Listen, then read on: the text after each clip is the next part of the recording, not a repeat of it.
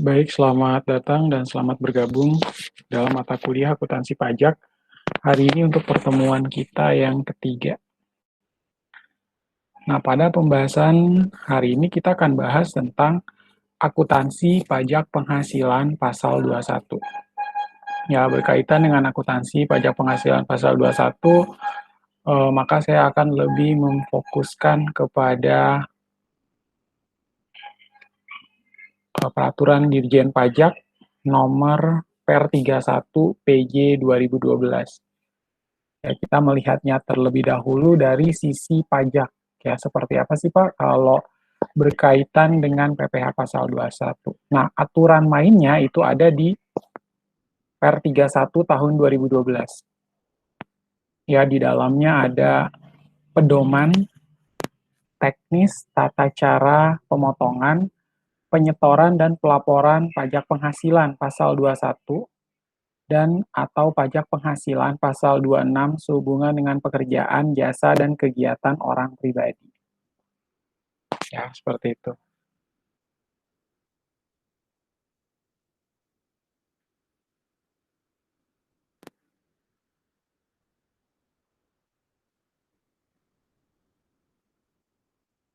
Nah, eh, berkaitan dengan pajak penghasilan pasal 21 ini, itu tentu melekat kepada penghasilan ya, di mana definisi daripada penghasilan itu kan adalah tambahan kemampuan ekonomis.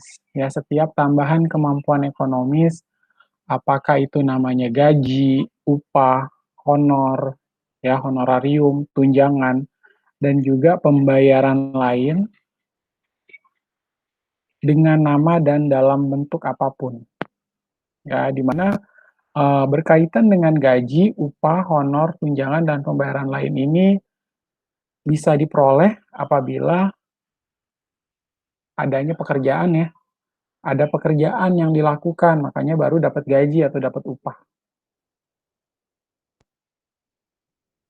Kemudian berkaitan dengan pekerjaan, jasa,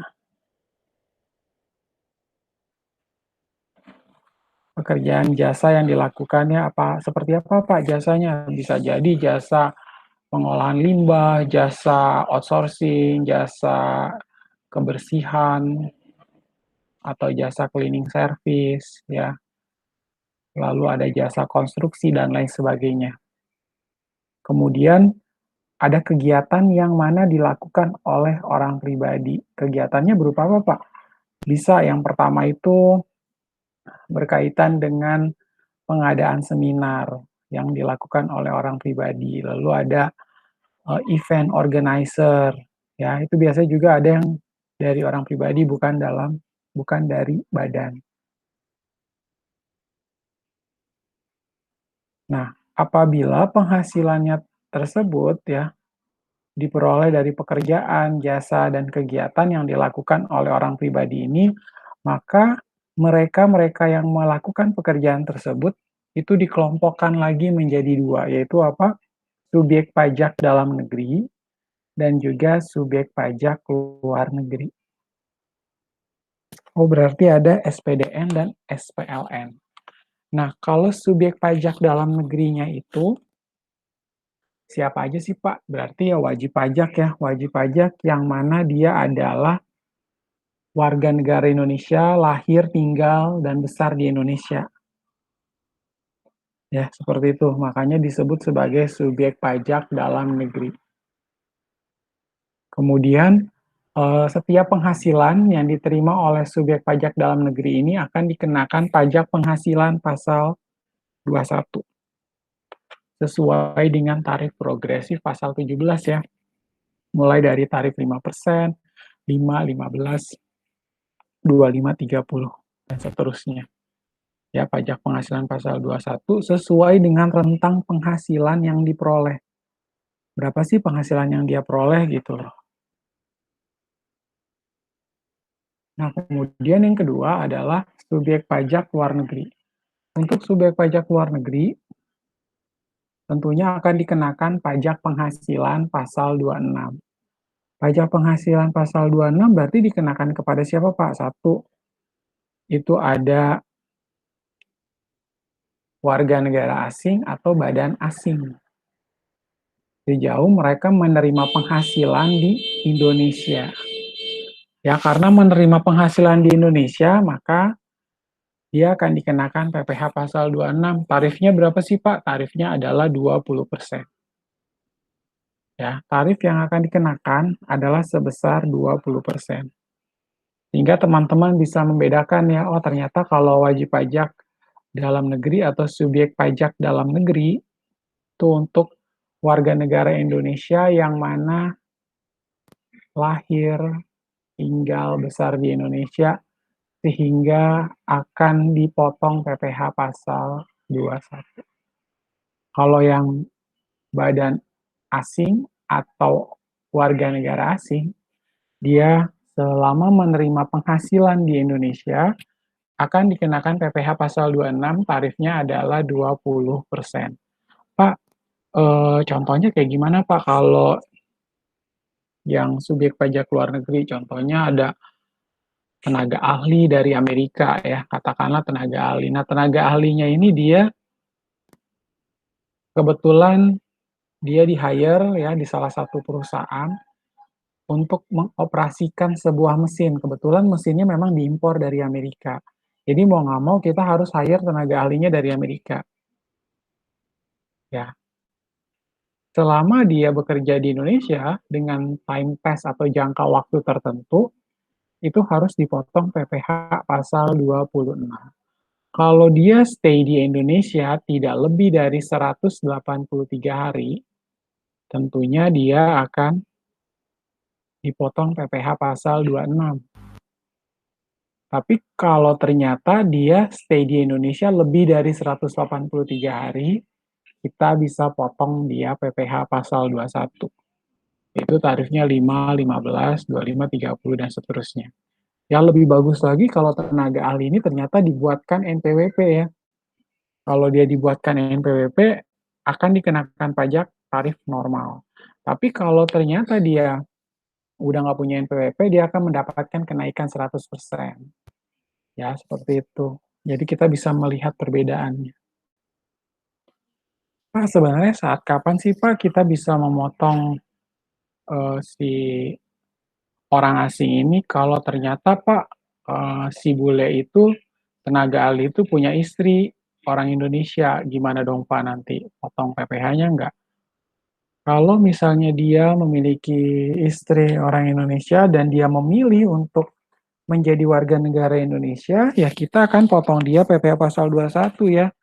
Lebih baik si bule ini punya NPWP biar dikenakan PPh pasal 21. Dan dia memilih tinggal di Indonesia. Berarti dia punya NPWP, nanti akan dipotong pajak penghasilan pasal 21 dengan tarif progresif pasal 17, 5%, 15, 25, dan seterusnya. Ya, itu uh, bisa dia manfaatkan. Ya, kalau dia memilih menjadi warga negara Indonesia. Tapi kalau ternyata pas si bule ini menikah dengan wanita Indonesia, dia bawa ke luar untuk tinggal di Amerika, misalnya. Ya udah berarti justru si perempuan Indonesia itu dia lebih harus dihapuskan ya NPWP-nya kalau memang itu perempuan punya NPWP di Indonesia. Jadi dihapuskan karena memang dia meninggalkan Indonesia untuk selama-lamanya mengikuti si suami yang bule itu. Ya, jadi dipilih ada optional. Lalu ada lagi nih, Pak, kalau misalnya nih Pak, kondisinya adalah si bulenya adalah duta besar. Lalu si perempuannya itu punya, kebetulan dia punya katakanlah salon di Indonesia. Gimana Pak? Karena si perempuannya punya salon, maka dia dikenakan pajak atas orang pribadi dong. Melaporkan SPT tahunan orang pribadi 1770. Ya, tapi mengacu lagi kepada berapakah peredaran bruto yang dia peroleh selama 1 tahun. Ya, kalau misalnya si wanita ini memiliki salon, dia tentu harus dikenakan PP 21, melaporkan SPT tahunan orang pribadi. Lalu kalau si bulenya adalah duta besar, karena duta besar itu tidak dikenakan pajak ya. Si bule ini karena dia duta besar, dia tidak bisa dikenakan pajak. Karena apa? Namanya duta besar, atase. Tentu dia mendapatkan yang namanya hak istimewa. Ya, sejauh bahwa duta besarnya Indonesia yang berada di Amerika pun sama ya, mendapatkan perlakuan yang sama, tidak dikenakan pajak.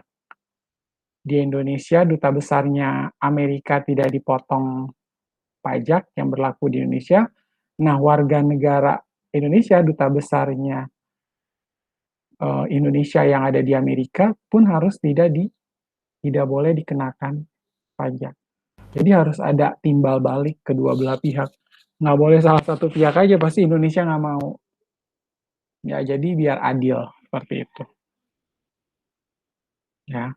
Kemudian kembali lagi saya harus menjelaskan bahwa seorang wanita itu sebenarnya mereka statusnya selalu TK ya, tidak kawin.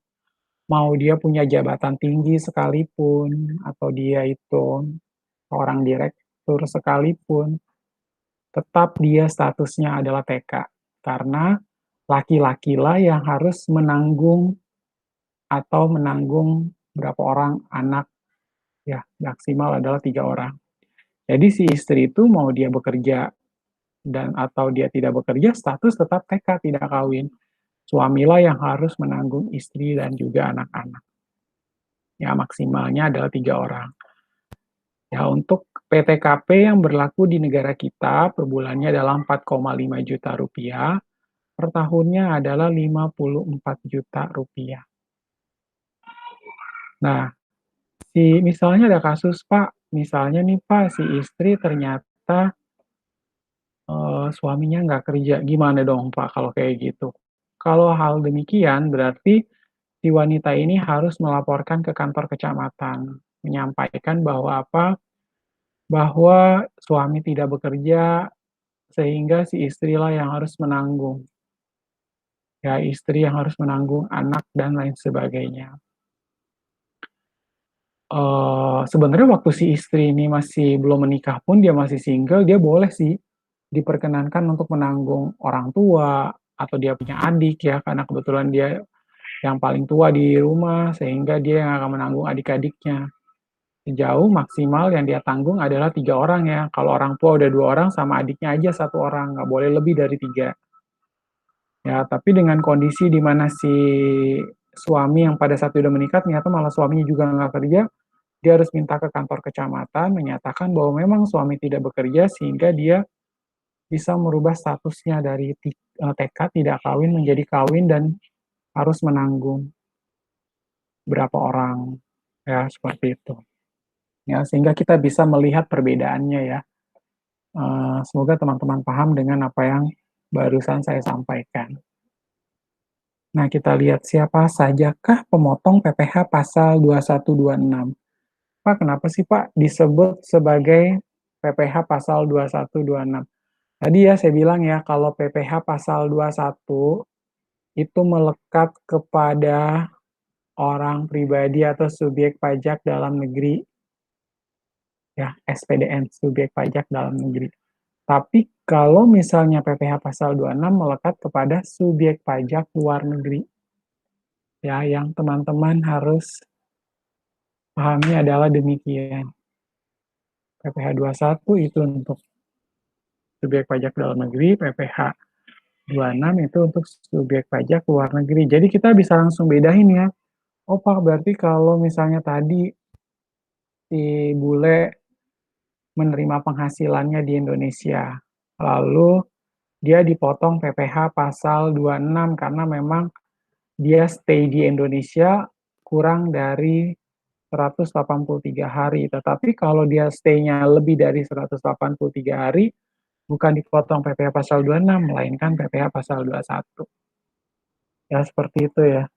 Itu perbedaannya, sehingga teman-teman bisa melihat nanti PPh pasal 21 atau PPh pasal 26 ini akan diterbitkan bukti potong. Ada bukti potong PPh-nya. Ya, baik si bule yang dipotong pajak maupun si warga negara Indonesia yang dipotong pajak karena menerima penghasilan di Indonesia, itu pun harus disampaikan ya bukti potongnya. Buat apa nih, Pak? Nanti gini ya, karena pada saat si bule ini kembali misalnya ke negaranya, dia kan bekerja sebagai seorang tenaga ahli. Dia tunjukin ke kantor pelayanan pajak yang ada di negaranya di Amerika, bahwa saya waktu di Indonesia sudah dipotong pajak. Jadi saya nggak boleh dipotong pajak lagi di sini, ya kan? Karena kan yang namanya hukum pajak internasional tidak memperkenankan bahwa seseorang wajib pajak itu boleh dikenakan pajak sampai berkali-kali, itu nggak boleh. Pengenaan pajak itu hanya boleh satu kali. Kalau udah di Indonesia ya berarti Indonesia aja. Kalau udah di Amerika ya berarti di Amerika saja, seperti itu. Kemudian pemberi kerja ya, pemotong PPh pasal 2126 ada pemberi kerja yang terdiri dari orang pribadi dan juga badan. Yaitu pemberi kerjanya ya kan ada perusahaan yang memang sudah dikukuhkan sebagai pengusaha kena pajak, kayak disebutnya dengan badan. Tapi ada perusahaan yang memang belum PKP, belum jadi pengusaha kena pajak, masih dalam bentuk orang pribadi. Ya, jadi maka dari itu pemberi kerja itu terdiri dari orang pribadi dan badan.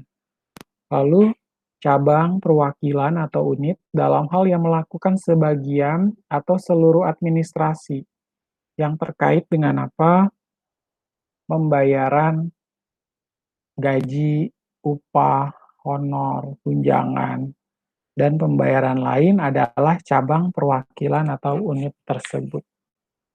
Lalu ada bendahara atau pemegang kas pemerintah. Siapa sih Pak bendahara atau pemegang kas pemerintah? Contohnya adalah BUMN, Badan Usaha Milik Negara. Ya, BUMN inilah yang akan diperkenankan untuk memotong PPh pasal 21. Contohnya kayak di Indonesia siapa Pak? Ada PT Hutama Karya, ya, ada PT Freeport Indonesia, Pertamina, Newmont, kalau dulu ada Caltex. Ya, itu adalah bendaharawan pemerintah atau pemegang kas pemerintah di mana mereka diperkenankan untuk memotong PPh pasal 21, 26, bahkan 23 ya, seperti itu. Kemudian, pemberi kerja yang terdiri dari dana pensiun, Badan Penyelenggara Jaminan Sosial Tenaga Kerja, ya apa biasa disebut dengan BPJS ya, Badan Penyelenggara Jaminan Sosial Tenaga Kerja dan juga badan-badan lain. Lalu ada orang pribadi yang melakukan kegiatan usaha atau pekerjaan bebas, serta badan yang melakukan pembayaran sehubungan dengan penyerahan jasa. Ya, di sini adalah orang pribadi yang melakukan kegiatan usaha ataupun pekerjaan bebas, serta badan yang melakukan pembayaran sehubungan dengan penyerahan jasa. Selanjutnya ada penyelenggara kegiatan.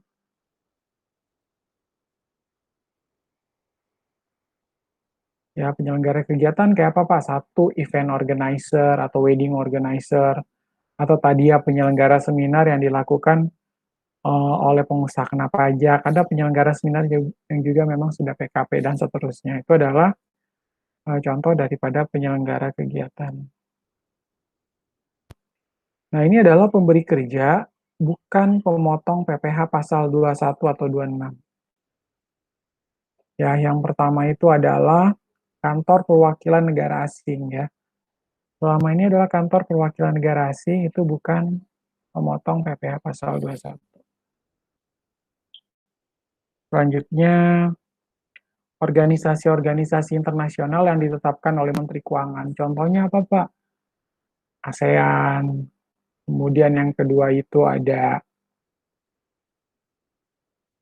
PBB, ya, Perserikatan Bangsa-Bangsa. Atau kalau tadi Sekretariat ASEAN ada di Jakarta Selatan. Nah, selama mereka adalah organisasi internasional, apalagi Indonesia juga masuk dalam keanggotaan, tentunya ini dianggap sebagai organisasi internasional yang ditetapkan oleh Menteri Keuangan. Ya. Lalu yang berikut adalah pemberi kerja orang pribadi. Ya, pemberi kerja orang pribadi yang tidak melakukan kegiatan usaha atau pekerjaan bebas yang semata-mata mempekerjakan orang pribadi untuk melakukan pekerjaan rumah tangga atau pekerjaan bukan dalam rangka melakukan kegiatan usaha atau pekerjaan bebas ya. Jadi maksudnya gini ya, ada yang lagi hire asisten rumah tangga, asisten rumah tangganya nanti kita kenain aja ya PPh pasal 21, nggak bisa. Karena dia bukan dalam rangka melakukan kegiatan usaha atau pekerjaan bebas. Sehingga kita tidak bisa masukkan itu mereka si majikan yang hire asisten rumah tangga ini bukanlah sebagai pemotong PPh pasal 21.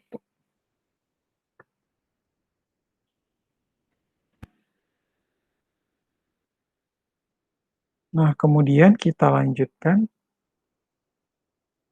penerima penghasilan yang dikenakan pajak penghasilan.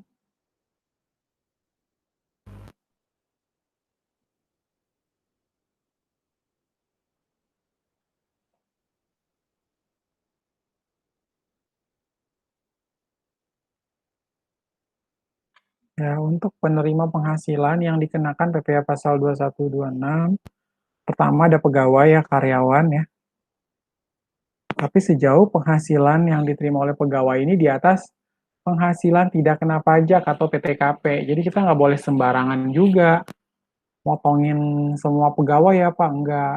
Ada pegawai yang boleh dipotong pajak, ada yang tidak. Jadi nggak bisa semuanya kita potongin pajaknya. Jadi hati-hati ya.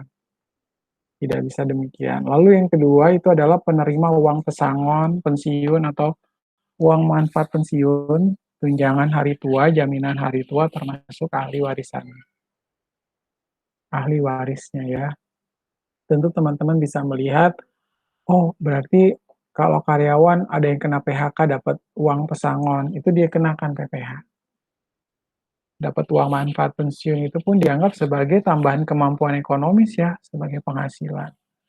Mau namanya tunjangan hari tua, jaminan hari tua, dan lain sebagainya, merupakan penerima penghasilan yang dikenakan PPh pasal 2126.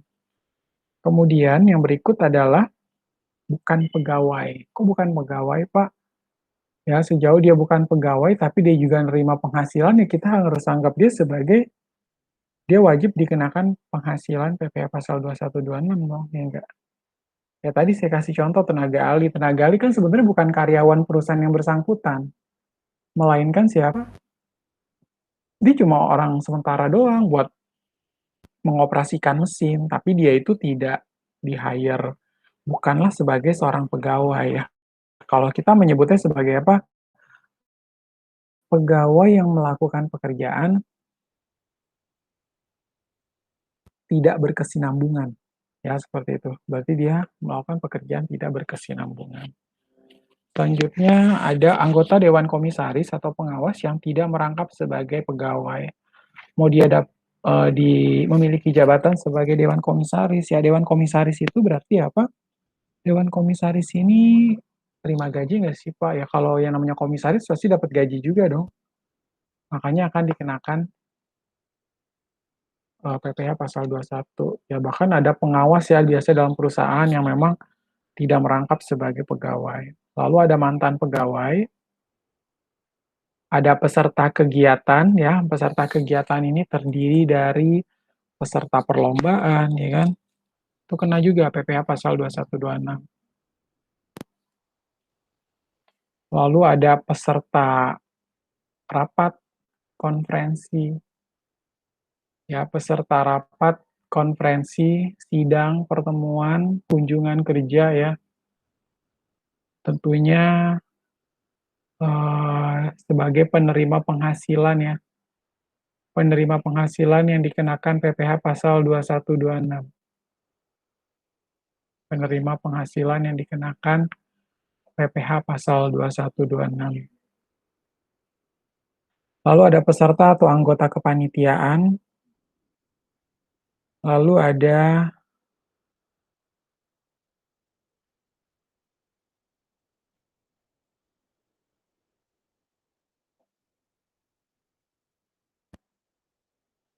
peserta kegiatan lainnya. Ya, sejauh peserta kegiatan ini yang tadi ya mau banyak kegiatan yang dijalankan, kemudian sejauh mereka menerima penghasilan ya atau adanya unsur tambahan kemampuan ekonomis tentu dianggap sebagai penerima penghasilan yang dikenakan PPh pasal 2126. Lalu penghasilannya apa aja Pak yang dikenakan PPh pasal 2126? Ya, yang pertama, penghasilan pegawai tetap baik teratur maupun tidak teratur ya. Sejauh penghasilannya ini diterima oleh pegawai, mau dia pegawai tetap, ya baik teratur maupun tidak teratur. Kalau pegawai tetap secara teratur berarti tiap bulan dia terima gaji. Kalau pegawai tetap yang tidak teratur, mereka punya karyawan, misalnya ada perusahaan-perusahaan khusus punya konsultan pajak, tapi konsultan pajaknya cuma di-hire pada waktu-waktu tertentu, tapi diangkat sebagai pegawai tetap. Nah, itu dianggap pegawai tetap tidak teratur. Lalu yang kedua, penerima penghasilan pensiun secara teratur. Ya, adanya penghasilan penerima pensiun. Jadi setiap kali eh, adanya penerimaan pensiunan, apalagi itu secara teratur, tiap bulan dapat, langsung dianggap sebagai penghasilannya dikenakan PPh pasal 21. Ada uang pesangon, pensiun, ya kan? Tambah lagi tunjangan hari tua atau jaminan hari tua yang dibayarkan sekaligus, yang pembayarannya melewati jangka waktu 2 tahun. Lalu penghasilan pegawai tidak tetap, ya penghasilan pegawai tidak tetap atau tenaga kerja lepas, ya. Contohnya kayak gimana, Pak? Tenaga kerja lepas, misalnya perusahaan hire tukang kebun untuk merapikan tanaman yang ada di depan kantor. Ya, itu adalah tenaga kerja lepas. Lalu ada imbalan kepada bukan pegawai. Ya, ada imbalan kepada bukan pegawai, tapi dia menerima uang juga. Contohnya dia hire ada kuli bangunan untuk merapikan pintu yang engselnya hampir copot, tapi di hari itu aja. Nah, kan berarti ini imbalan tapi bukan pegawai. Lalu imbalan kepada peserta kegiatan, imbalan kepada dewan komisaris atau pengawas yang bukan merupakan pegawai tetap pada perusahaan yang sama. Lalu ada imbalan kepada mantan pegawai dan penarikan dana pensiun oleh pegawai. Ya, teman-teman bisa melihat siapa saja yang nantinya penghasilan apa yang dikenakan PPh pasal 21. Ya, tadi saya sampaikan untuk komisaris juga ada imbalan juga ya, maka ada imbalan kepada dewan komisaris atau pengawas yang bukan merupakan pegawai tetap pada perusahaan yang sama.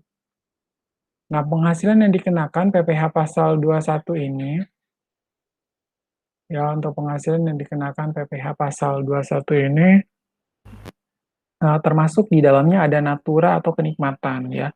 Natura atau kenikmatan tuh kayak apa sih Pak? Misalnya dia dapat tunjangan beras, atau dia misal dapat tunjangan pulsa. Kalau tunjangan pulsa, 50%-nya bisa diakui sebagai deductible expenses ya, sebagai biaya yang diperkenankan menurut pajak, karena biaya tersebut diperoleh untuk mendapatkan, memperoleh, biaya tersebut dikeluarkan untuk mendapatkan, memperoleh, atau menghasilkan penghasilan. Ya, seperti itu. Ya, jadi kita tentu bisa melihat ya yang masuk sebagai natura atau kenikmatan itu yang seperti apa. Lalu termasuk natura atau kenikmatan dari wajib pajak PPh final. Ya, PPh final tuh yang apa sih, Pak? PPh final tuh kayak penghasilan atas bunga deposito, penghasilan atas jasa konstruksi, penghasilan atas undian atau hadiah, yaitu wajib pajak PPh final.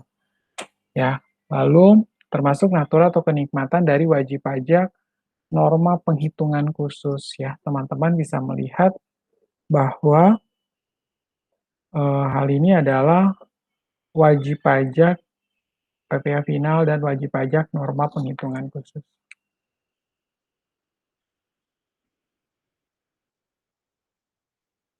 kita lanjutkan. Nah, bagaimanakah penghitungan besarnya penghasilan ya? Teman-teman, kita harus mengetahui bagaimana cara penghitungan besarnya penghasilan.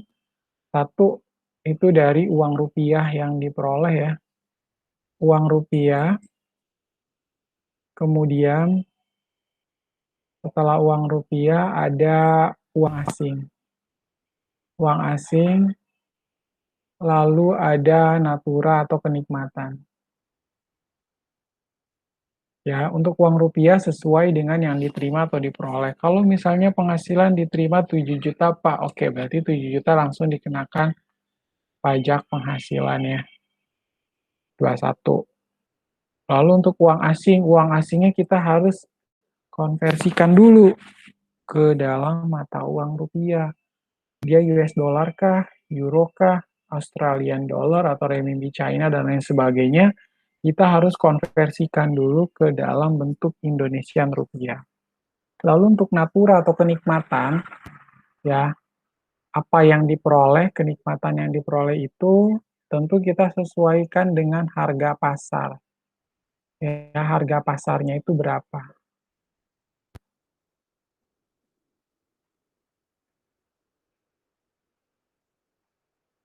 Harga pasarnya itu berapa ya untuk natura atau kenikmatan. Ya, jadi tentu kita boleh menghitung besarnya penghasilan, kadang kan tidak semuanya dalam bentuk Indonesian rupiah, ada kalanya menggunakan currency yang berbeda dengan Indonesian rupiah. Lalu untuk natura yang atau kenikmatan menggunakan harga pasar. Ya, seperti itu. Lalu penghasilan-penghasilan yang tidak dikenakan PPh pasal 21. Ya, kita pertama melihat dulu apa aja sih Pak penghasilan yang memang tidak dikenakan PPh pasal 2126. Yang pertama, penghasilan yang tidak dikenakan 2126, pembayaran manfaat atau santunan asuransi kesehatan, kecelakaan, jiwa, dwiguna, dan juga beasiswa. Ya, ada pembayaran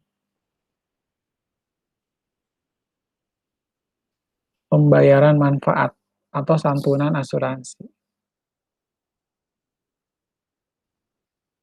kesehatan, kecelakaan, jiwa, dwiguna, dan juga beasiswa. Emang Pak, kenapa nggak dipotong? Ya iyalah, namanya aja asuransi kesehatan, asuransi jiwa, dan lain sebagainya, kenapa harus dikenakan pajak penghasilan lagi ya kan? Udah dia ketimpa masalah, terus kita kenain pajak lagi ya nggak? Apalagi kalau beasiswa, beasiswa kan ibaratnya bantuan. Kok dari bantuan masih dikenain pajak? Kan itu berarti tidak masuk akal. Kemudian, penghasilan yang tidak dikenakan PPh pasal 2126 natura atau kenikmatan dari wajib pajak atau pemerintah. Ya, kalau misalnya natura kenikmatan ini dari BP atau pemerintah, maka tidak dikenakan. Lalu ada iuran pensiun kepada siapa? Kepada dana pensiun yang telah disahkan oleh Kementerian Keuangan. Iuran THT, JHT, ya, iuran tunjangan hari tua, tunjangan hari tua dan atau jaminan hari tua yang dibayar oleh pemberi kerja. Ya, selama iuran tersebut dibayarkan oleh pemberi kerja, maka penghasilan tersebut tidak dikenakan PPh pasal 2126.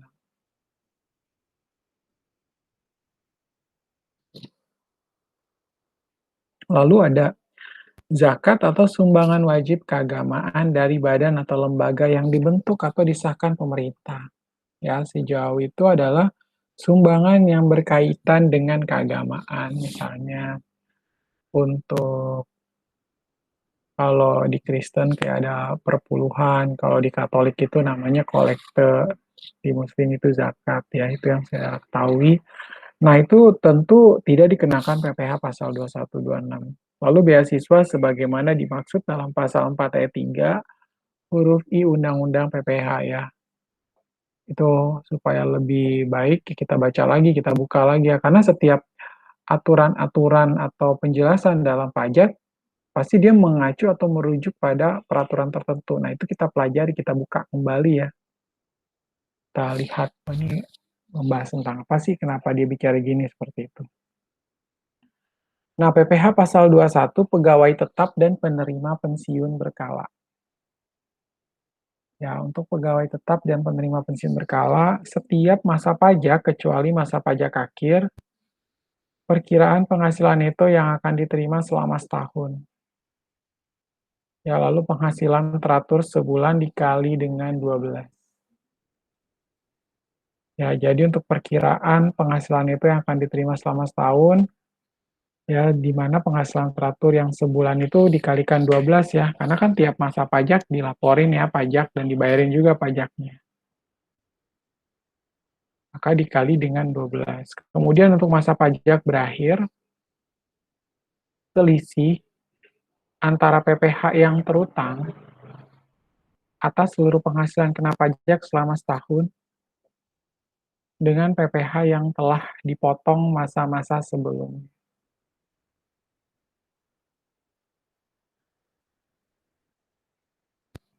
Ya, jadi teman-teman bisa melihat untuk masa pajak terakhir ini selisih antara PPh yang terutang atas seluruh penghasilan kena pajak selama setahun dengan PPh yang telah dipotong masa-masa sebelumnya, supaya kita bisa lihat selisih. Karena gini, kadang ada kalanya karyawan yang eh, baru masuk di bulan Maret, tiba-tiba dia cuma kerja 3 bulan, Maret, April, Mei, habis itu dia resign. Pasti kan kita akan muncul selisih dong. Kita udah telanjur kaliin 12, ternyata dia udah keburu resign duluan. Maka dari itu, kita harus hitung kembali. Pasti akan ada selisih ya pada saat masa pajak berakhir. Selisih antara PPh yang terutang atas seluruh penghasilan kena pajak selama setahun dengan PPh yang telah dipotong masa-masa sebelumnya. Ya, seperti itu. Nah, kemudian kita lanjutkan masa perolehan penghasilan kurang dari 12 bulan ya. Saya menyampaikan berkaitan dengan masa perolehan ini untuk yang tadi yang saya kasih contoh, kalau penghasilannya itu atau karyawan itu cuma kerja 2 bulan aja Pak, atau cuma 6 bulan aja. Padahal dia sudah terlanjur disetahunkan gajinya, dan si katakanlah si HRD yang ngitung gaji udah menghitung selama 12 bulan. Begitu dia resign, ya akhirnya udah terlanjur ya kita harus hitung kembali pada masa pajak berakhir yaitu di bulan Desember. Nah, untuk masa perolehan penghasilan kurang dari 12 bulan, bagaimana yang disetahunkan? Ya, yang disetahunkan ini wajib pajak orang pribadi dalam negeri meninggal dunia atau meninggalkan Indonesia untuk selama-lamanya. Ya, untuk wajib pajak orang pribadi dalam negeri, ya, meninggal dunia atau meninggalkan Indonesia untuk selama-lamanya. Kalau misalnya dia udah, tadi saya kasih contoh, seorang wanita di Indonesia, dia memilih menikah dengan pria bule. Dia meninggalkan Indonesia untuk selama-lamanya. Padahal dia lagi kerja. Dan statusnya walaupun dia TK tetap harus ada pajaknya dong, ya enggak? Nah, pada saat itu langsung disetahunkan kalau kondisi demikian. Lalu orang asing mulai bekerja di Indonesia pada tahun berjalan untuk jangka waktu lebih dari 6 bulan. Ya, ada orang asing.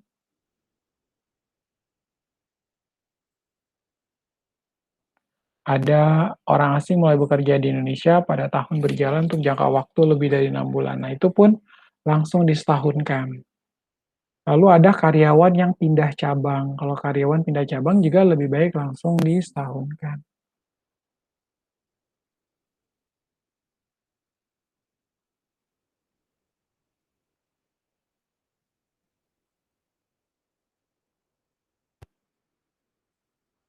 Nah, kemudian untuk masa perolehan penghasilan kurang dari 12 bulan yang tidak disetahunkan. Ya, yang tidak disetahunkan, wajib pajak orang pribadi dalam negeri mulai bekerja pada tahun berjalan. Ya, di sini WP orang pribadi dalam negeri mulai bekerja pada tahun berjalan.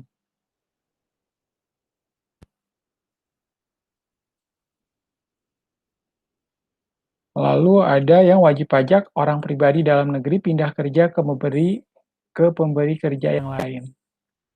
Ya, kalau tadi yang pertama mulai bekerja pada tahun berjalan, misalnya dia kerja bulan Juli, maka dari itu tidak disetahunkan.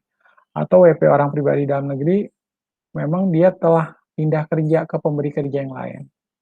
Maka dari itu juga tidak disetahunkan, ya. Eh, Berkaitan dengan hal masa perolehan penghasilan kurang dari 12 bulan, saya rasa cukup jelas. Lalu ada penghitungan PPh pasal 21. Gimana Pak penghitungan PPh pasal 21?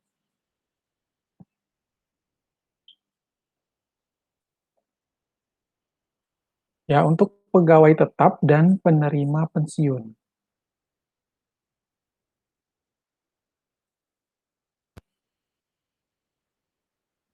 Ya, untuk pegawai tetap, ya untuk perhitungan PPh pasal 21 terdiri dari gaji, tunjangan, premi, asuransi, dibayar pemberi kerja.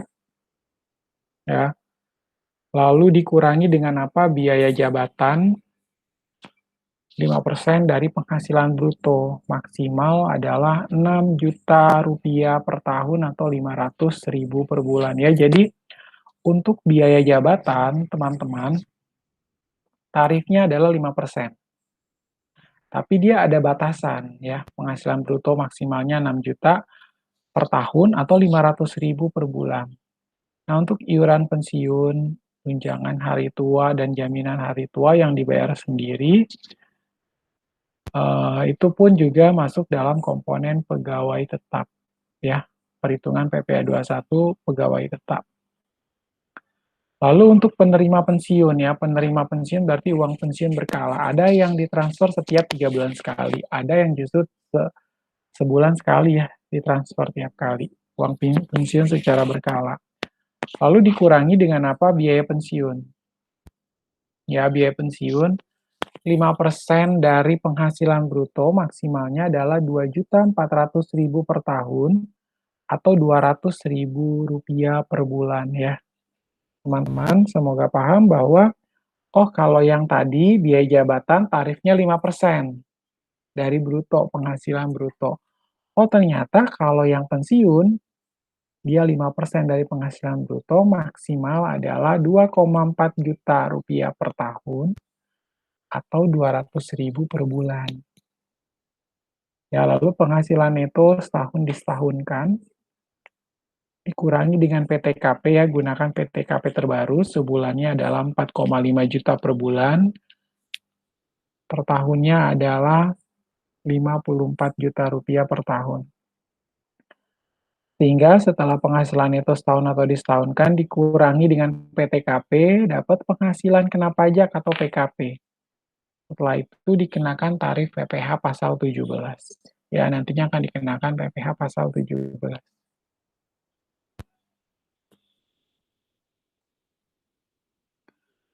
Nah, ini adalah PTKP lama, jadi kita abaikan ini, ya, kita lewati. Karena PTKP lama yang PMK 162.011 ini sudah tidak berlaku.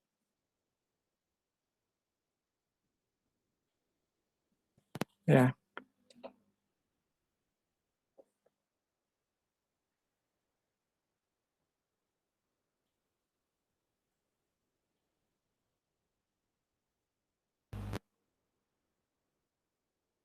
Ya, apabila teman-teman ingin melihat, bisa googling berkaitan dengan PTKP kita. Ya, jadi untuk penghasilan tidak kena pajak, itu sebesar 4,5 juta rupiah. Berdasarkan aturan apa, Pak? Aturannya adalah PMK 101 garing PMK titik 010 garing 2016. Ya, itu adalah PMK yang mengatur tentang penghasilan tidak kena pajak dan masih berlaku hingga PTKP tahun 2021. Bagi wajib pajak orang pribadi akan menjadi Rp54 juta per tahun. Lalu WP yang sudah menikah mendapat tambahan 4,5 juta. Orang pribadi 54. Berarti tambah lagi dia udah kawin atau sudah menikah, tambah 4,5. Berarti 58,5 juta. Lalu ada tambahan untuk istri yang penghasilannya digabung dengan penghasilan suami, menjadi 54 juta. Tambahan untuk setiap anggota keluarga sedarah dan keluarga semenda, ya sedarah berarti hubungannya orang tua ke anak, ya, atau orang tua ke atas punya kakek, nenek, ya kan, oma, opa, itu namanya garis keturunan sedarah, keluarga sedarah. Kalau yang semenda itu menyamping ya, misalnya cousin ya, atau sepupu. Lalu kalau semenda juga bisa ke atas, atau misalnya dengan mertua atau dengan menantu dan lain sebagainya. Ya, dalam garis keturunan lurus termasuk anak angkat sebesar 4,5 juta, di mana maksimal 3 orang dalam setiap keluarga. Tidak boleh lebih dari 3 orang yang diakui dalam PTKP. Ya, jadi keluarga kandung ya, keluarga sedarah yang dimaksud itu adalah orang tua kandung, saudara kandung, dan juga anak. Sedangkan yang dimaksud dengan keluarga semenda adalah, siapa Pak keluarga semenda? Adalah mertua, anak tiri, dan juga ipar. Ya, teman-teman bisa melihat hal tersebut. Nah, ini berarti untuk PTKP yang ini kita abaikan karena dia tidak masuk dalam pembahasan kita. Tapi nanti contoh kasusnya menggunakan yang ini.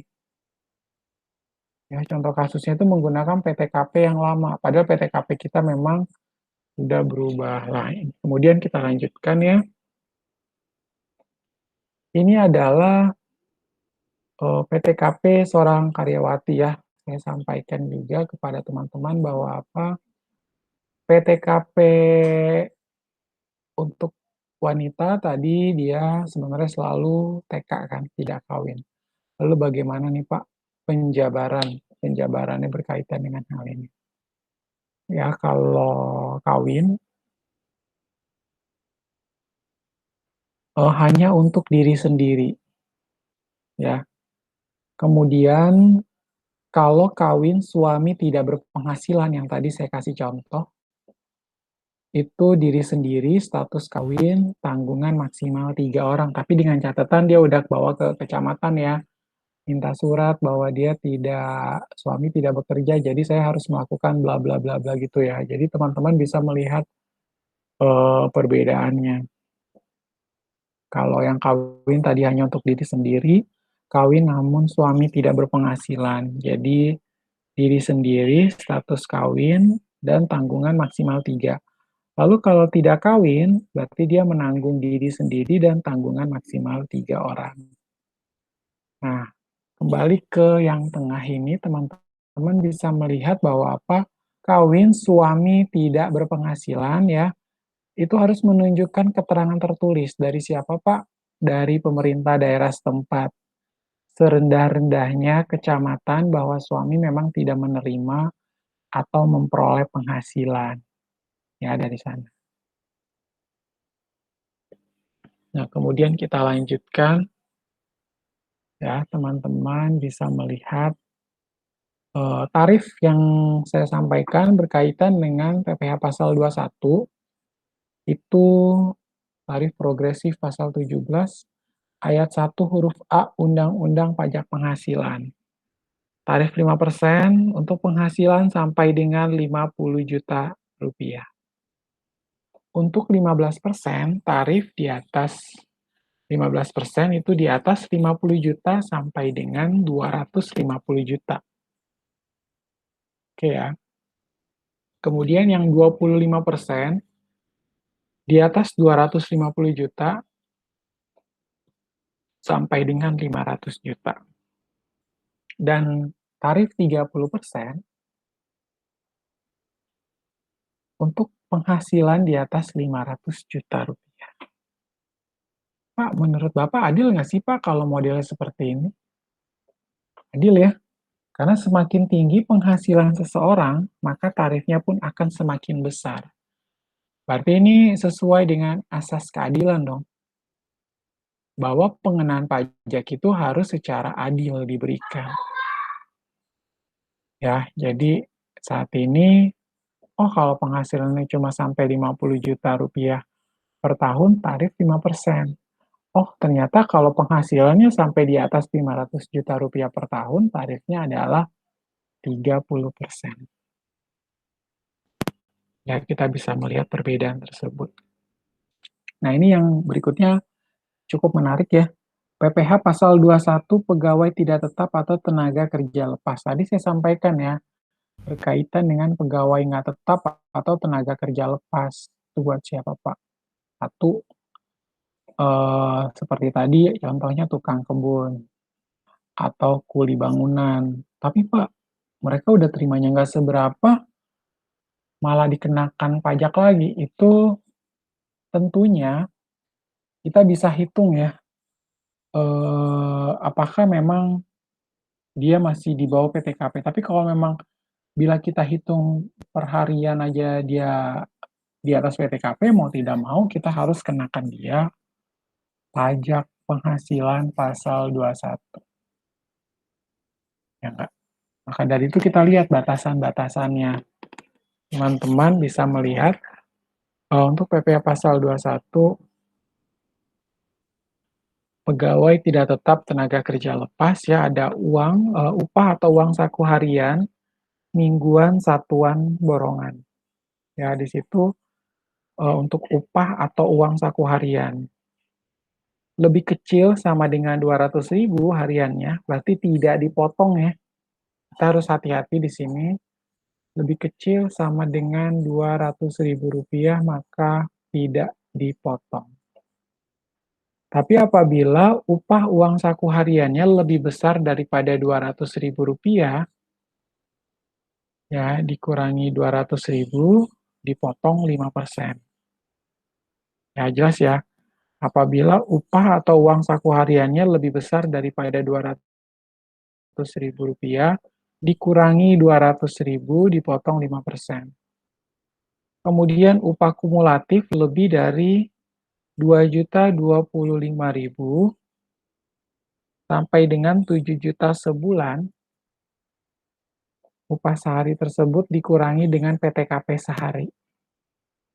Dengan tarif PPh pasal 21-nya sama dengan 5%. Ya, teman-teman bisa melihat bahwa upah kumulatifnya, ya upah kumulatifnya itu memang lebih besar daripada 2.025.000 rupiah sampai dengan 7 juta sebulan. Lalu upah sehari dikurangi dengan PTKP, upah sehari dikurangi dengan PTKP sehari. Ribet juga ya, segala upah sehari dikurangi PTKP sehari. Dan tarif PPh 21-nya sama dengan 5%. Nah, kita ke samping kanan, dibayarkan bulanan atau jumlah upah kumulatif satu bulan melebihi 7 juta rupiah ya, kalau dibayarkan bulanan, atau jumlah upah kumulatifnya satu bulan melebihi 7 juta. Kalau memang pada saat dibayarkan bulanan tambah lagi dia lebih dari 7 juta, itu dikali dengan 12 dikurangi dengan PTKP setahun. Ya kan? Dikali 12 dikurangi dengan PTKP setahun. Sehingga diperoleh penghasilan kena pajak dan dikenakan tarif progresif pasal 17 tadi yang 5%, 15, 25, dan 30%. Sehingga bisa diperoleh PPh pasal 21 sebulan. Ya, teman-teman akhirnya mendapatkan angka PPh pasal 21 sebulan, karena tadi kan udah dapat PPh pasal 21 setahun, dan kemudian dibagi 12, baru dapat PPh pasal 21 sebulan. Ya, ternyata ada perbedaannya. Jadi teman-teman kalau melihat untuk upah, uang saku harian, mingguan, satuan borongan, bila lebih besar dari 200.000 dikurangi dengan 200.000 dipotong 5%. Ya, untuk upah kumulatif lebih dari 2.025.000 sampai dengan 7 juta sebulan upah sehari dikurangi PTKP sehari dengan tarif PPh 21-nya sama dengan 5%.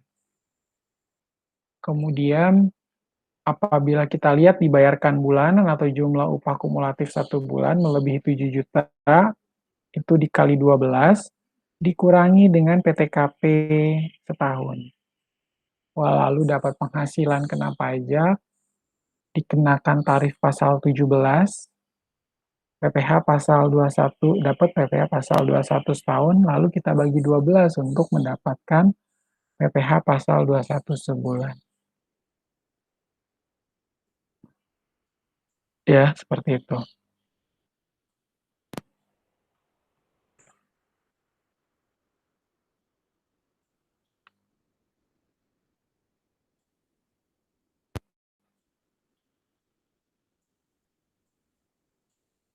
Nah, kemudian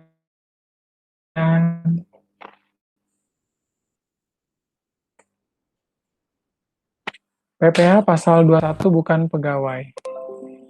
Ya, untuk PPh pasal 21 bukan pegawai, satu, ada yang pegawai, bukan pegawai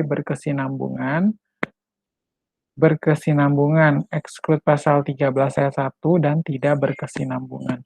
Lalu bagaimana Pak tarif yang harus dikenakan PPh pasal 21 tersebut? Ya, ini PowerPoint ini diambil langsung dari kantor pelayanan pajak, jadi sangat bagus ya. Teman-teman bisa mendapatkan teori, sudah memperoleh teori langsung dari kantor pajak, dan jauh lebih update buat kita.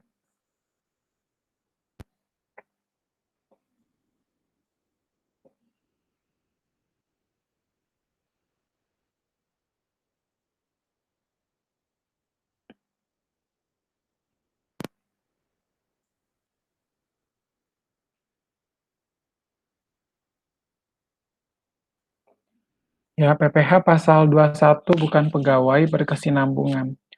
50% dikali penghasilan bruto dikurangi dengan PTKP sebulan, dihitung secara kumulatif.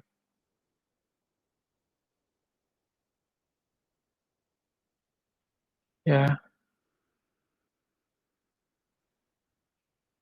ya jadi teman-teman bisa melihat PPh pasal 21 bukan pegawai,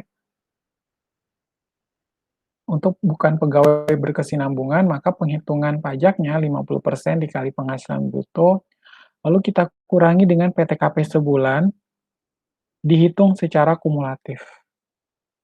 Ya, PTKP sebulan yang tadi ya, 4,5 juta per bulan, dihitung secara kumulatif. Lalu, kalau bukan pegawai berkesinambungan, exclude pasal 13 ayat 1. Nah, itu perhitungannya sama 50% dikali penghasilan bruto, dihitung secara kumulatif. Lalu untuk bukan pegawai, tidak berkesinambungan 50% dikali penghasilan bruto. Ya, pada dasarnya sama ya. Hanya kalau yang bukan pegawai tapi berkesinambungan, artinya dia tiap bulan minimal dapat upah dari perusahaan tersebut. Atau misalnya tiap 3 bulan sekali atau 2 bulan sekali dia pasti dapat. Ya, itu tentunya dapat 50 dikalikan 50% ya penghasilan brutonya dikurangi dengan PTKP sebulan. Khusus untuk bukan pegawai berkesinambungan maupun yang tidak berkesinambungan, itu sama-sama 50% kali penghasilan bruto. Nah, dalam hal dokter yang praktek di rumah sakit atau klinik, jumlah penghasilan bruto adalah sebesar jasa dokter yang dibayarkan pasien melalui rumah sakit atau klinik sebelum dipotong biaya-biaya atau bagi hasil rumah sakit atau klinik. Ya, jadi berkaitan dengan pekerjaan dokter, dalam hal dokter yang praktek di rumah sakit atau klinik, jumlah penghasilan brutonya adalah sebesar jasa dokter yang dibayarkan pasien melalui rumah sakit atau klinik sebelum dipotong biaya-biaya atau bagi hasil rumah sakit atau klinik.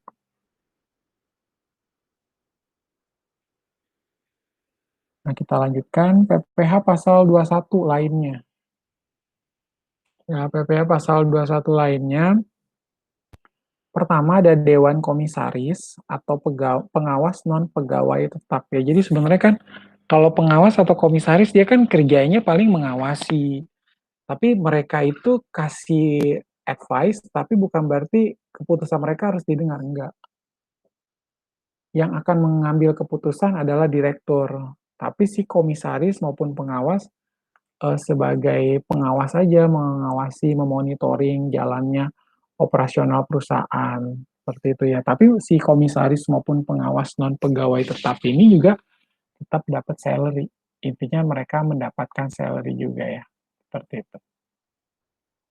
Nah, kemudian Dewan Komisaris atau pengawas non-pegawai tetap itu mendapatkan honorarium atau imbalan yang bersifat tidak teratur. Ya, seperti itu. Lalu untuk mantan pegawai, mendapatkan ada jasa produksi, tantiem, gratifikasi, ya, bonus, atau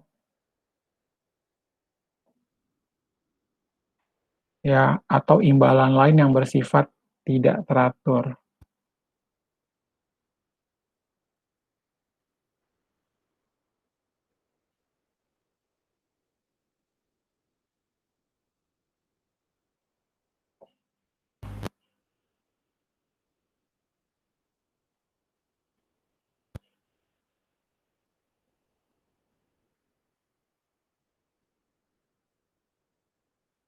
Ya, jadi mantan pegawai, jasa produksi, tantiem, gratifikasi, bonus, atau imbalan lain yang bersifat tidak teratur, nantinya juga masuk dalam kategori PPh pasal 21 lainnya. Ya, lalu ada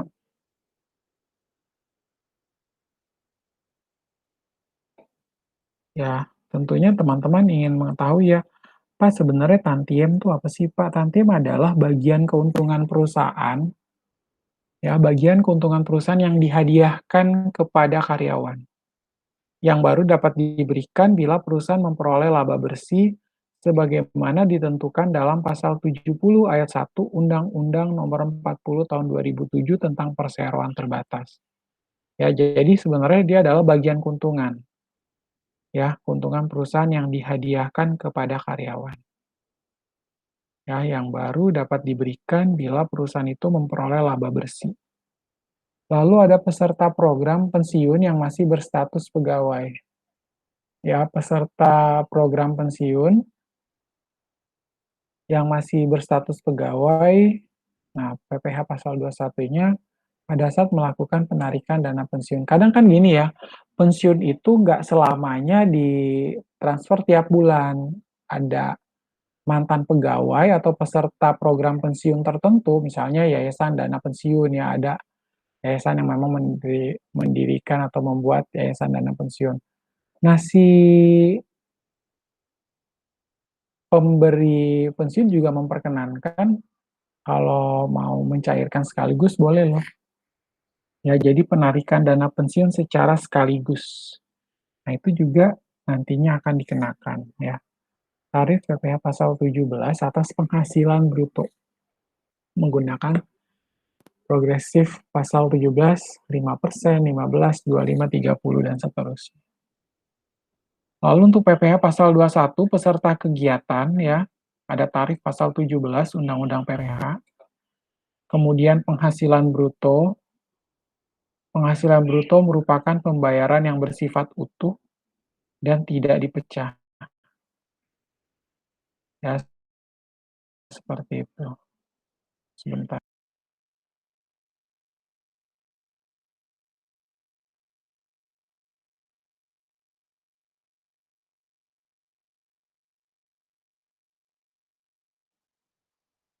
Nah, kita lanjutkan kembali ya.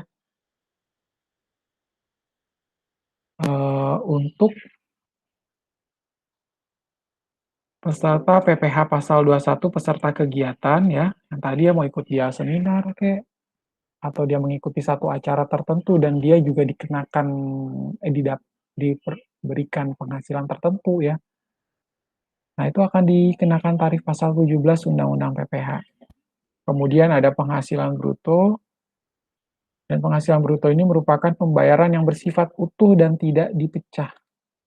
Ya, tentunya harus bersifat utuh dan tidak dipecah-pecah. Seperti itu.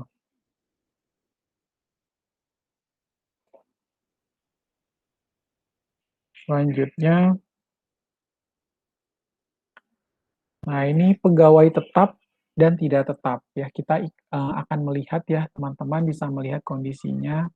Oh, ini untuk pegawai tetap dan pegawai tidak tetap. Kalau pegawai tidak tetap menerima penghasilan secara bulanan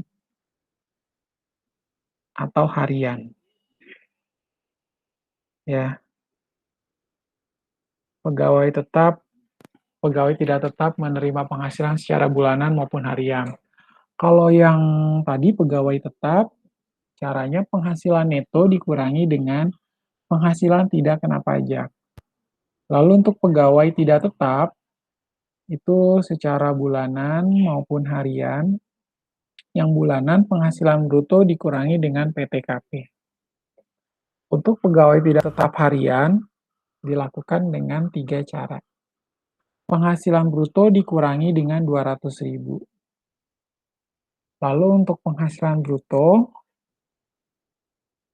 mulai dari Rp2.025.000 sampai dengan 7 juta, itu dikurangi dengan PTKP harian. Ya, penghasilan bruto lebih dari Rp2.025.000 sampai dengan 7 juta itu dikurangi dengan PTKP harian. Lalu penghasilan bruto lebih besar dari 7 juta untuk penghasilan dikurangi dengan penghasilan tidak kena pajak. Ya, jadi teman-teman bisa lihat ya untuk pegawai tidak tetap yang hariannya itu dengan penghasilan bruto kurang 200.000, lalu penghasilan bruto lebih besar dari Rp2.025.000 sampai dengan 7 juta dikurang PTKP harian. Ya ribet banget Pak, mesti dijadikan PTKP harian dulu tentu ya, biar lebih pas angkanya. Lalu ada penghasilan bruto lebih dari 7 juta dikurangi dengan PTKP. Nah, kita lanjut. Pensiunan secara berkala itu cara hitungnya penghasilan neto dikurangi dengan PTKP. Untuk bukan pegawai berkesinambungan, caranya 50% dikali penghasilan bruto dikurangi dengan PTKP bulanan secara kumulatif. Untuk bukan pegawai berkesinambungan, exclude pasal 13 ayat 1, 50% dikali dengan penghasilan bruto secara kumulatif. Lalu untuk bukan pegawai tidak berkesinambungan, 50% dikali dengan penghasilan bruto. Ya. Bukan pegawai tidak berkesinambungan itu 50% dikali dengan penghasilan bruto.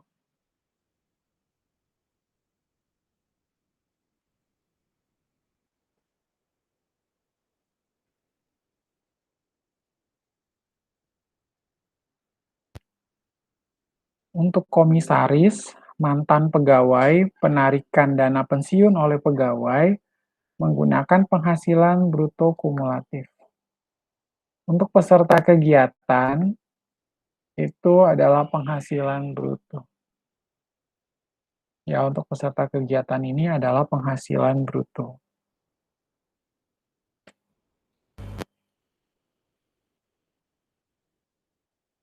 Nah, untuk penerima penghasilan tidak ber-NPWP. Ya, bagaimana Pak kalau penerima penghasilan tidak ber-NPWP?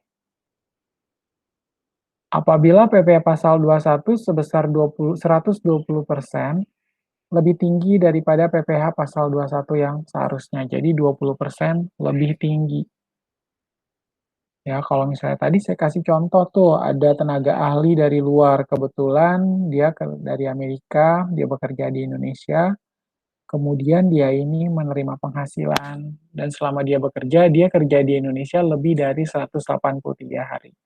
Bagusnya ya, ke tenaga ahli bikin NPWP, harusnya. Tapi kalau dia nggak punya NPWP, maka dia akan dikenakan ini, PPh pasal 21 sebesar 120% lebih tinggi daripada PPh pasal 21 yang seharusnya. Jadi 20% lebih tinggi.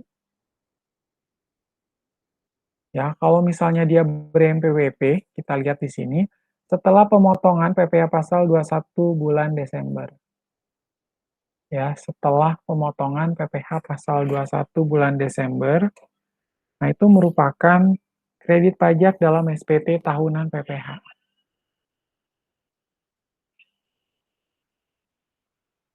Ya, jadi setelah pemotongan PPh pasal 21 bulan Desember, maka merupakan kredit pajak dalam SPT tahunan PPh.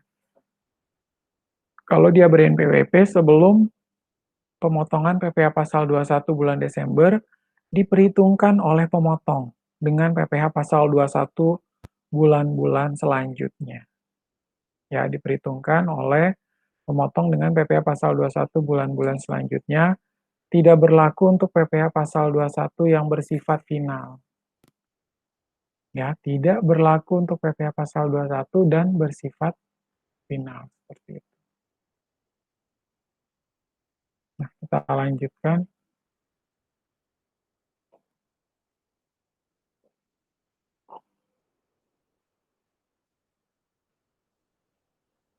Nah, ketentuan khususnya gimana, Pak? Ketentuan khusus, uang pesangon, uang manfaat pensiun, tunjangan hari tua, atau jaminan hari tua yang dibayarkan sekaligus. Ya, ada uang pesangon, kemudian uang manfaat pensiun, tunjangan hari tua, dan jaminan hari tua yang dibayarkan sekaligus. Lalu apabila yang berikutnya untuk ketentuan khusus, penghasilan bersumber dari APBN atau APBD yang diterima oleh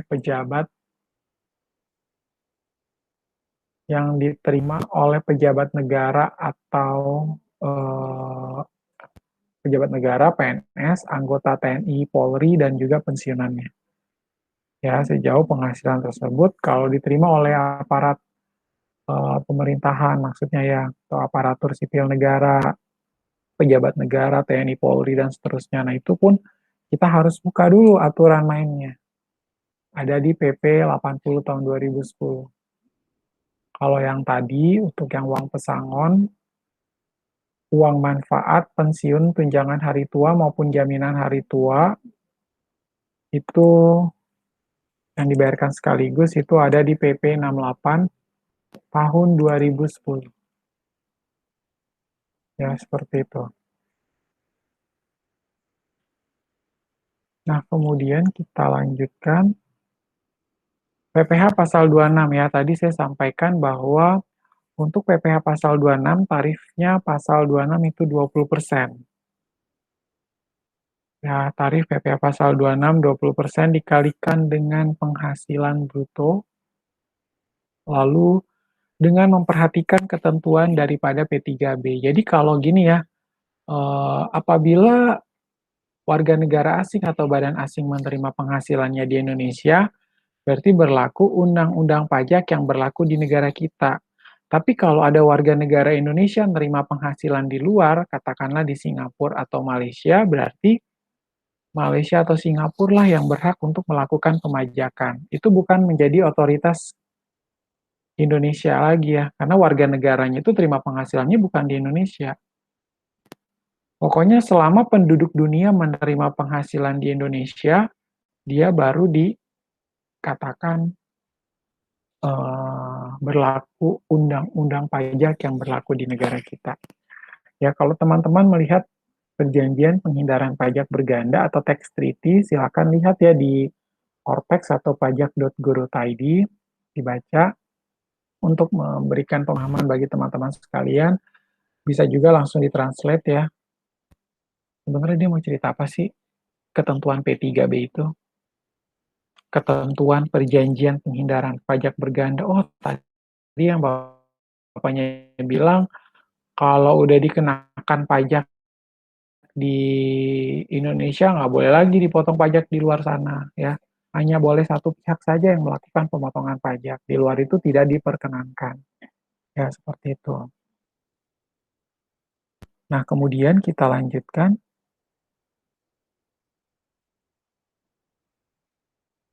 Saat terutang PPh pasal 21 atau 26 kapan, Pak? Untuk terutang PPh pasal 21 26, satu, penerima penghasilan saat dilakukannya pembayaran atau saat terutangnya penghasilan, ya. Pada saat kita melakukan pembayaran di muka, misalnya kita lakukan down payment, nah itu sudah terutang PPh pasal 21 26. Kita wajib memotong PPh pasal 21. Misalnya, ada karyawan yang di-hire, tapi dibayar di depan dulu. Ini saya kasih kamu deh dulu. Mungkin karena kamu butuh uang atau butuh dana, dikasihlah uang ke depan di depan. Itu jarang terjadi ya. Nah, itu berarti sudah terutang PPh 21, wajib langsung dipotong PPh pasal 21. Nah, kemudian saat terutang PPh pasal 21 26 itu oleh pemotong itu akhir bulan dilakukannya pembayaran atau akhir bulan terutangnya penghasilan.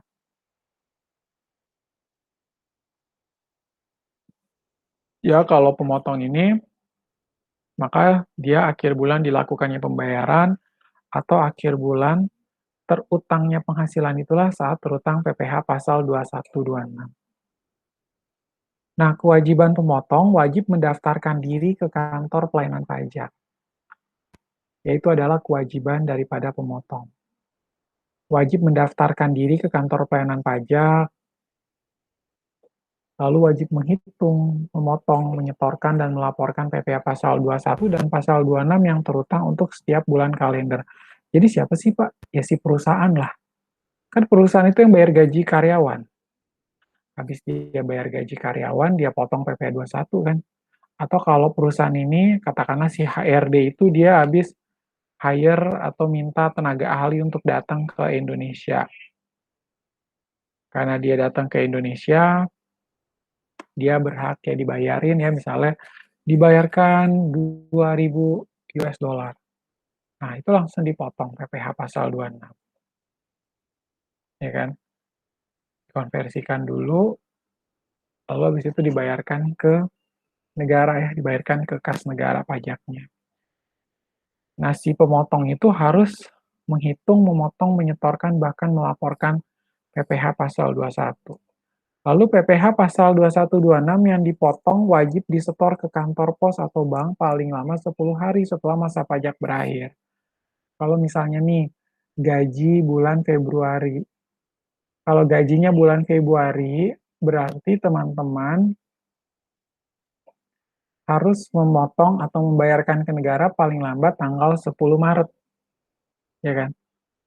Kalau gaji yang bulan Februari, lalu dipotong PPh pasal 21, dan tanggal 10 Maret itu harus disetorkan ke negara. Lalu pemotong pajak wajib lapor sekalipun nihil, paling lama 20 hari setelah masa pajak berakhir. Jadi kalau misalnya hasilnya nihil, tetap harus dilaporkan ya. Lebih aman lah kita ya, daripada ada tuh Pak ketentuan katanya nggak usah lapor-lapor lagi Pak. Ya kalau nggak usah lapor-lapor lagi, ya udah daripada kita ini gimana-gimana nggak aman ya, mendingan langsung ke itu.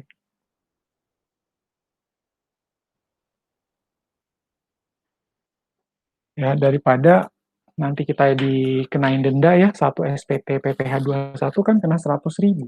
Malah jadi masalah, jadi bahaya. Jadi sebaiknya ya udahlah kita mendingan eh, lapor aja walaupun kondisi nihil. Lalu wajib membuat catatan atau kertas kerja perhitungan PPh pasal 2126 untuk setiap masa pajak. Ya, wajib menyimpan catatan atau kertas kerja sesuai dengan ketentuan. Setiap catatan-catatan atau laporan keuangan atau misalnya perhitungan gajinya pun harus disimpan ya, jangan sampai hilang. Lalu wajib membuat bukti potong dan memberikannya kepada penerima penghasilan. Ya, harus dibuatkan bukti potongnya dan memberikannya kepada penerima penghasilan.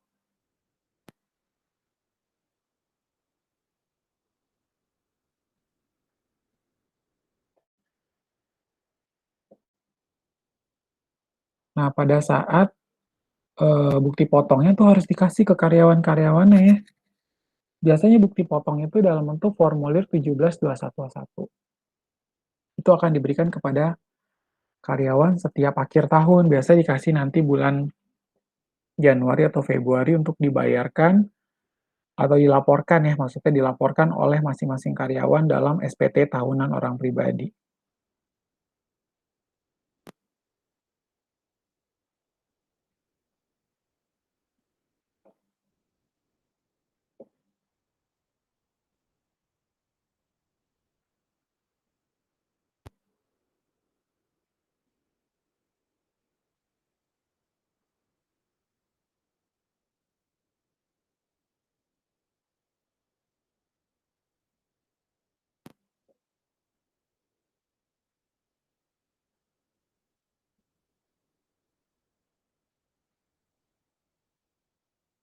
Ya, jadi harus dibuatkan bukti potong dan harus diberikan kepada masing-masing karyawan. Jadi karyawan juga tahu ya, kalau dia gajinya sekian terus dipotong pajak sekian. Jadi dia bisa mengetahui besar pajak yang telah dilakukan tersebut. Ya, tiap bulan gajinya sekian, lalu nanti dia akan begini dan itu akan terlihat secara jelas. Nah, kita lihat, kita lanjutkan.